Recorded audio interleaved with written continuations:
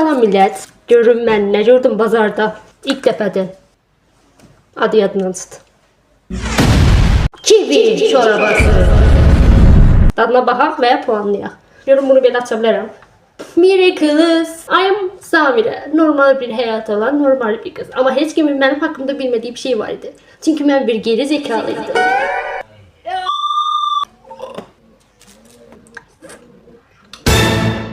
Bak teşekkürler.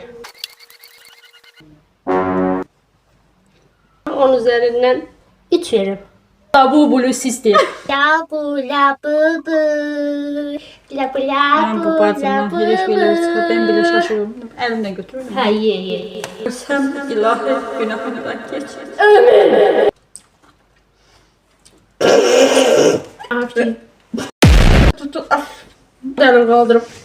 Bir neçə puan verdim, ona 3 verdim. 0 bacı kurban hiçbir tadı yoktur.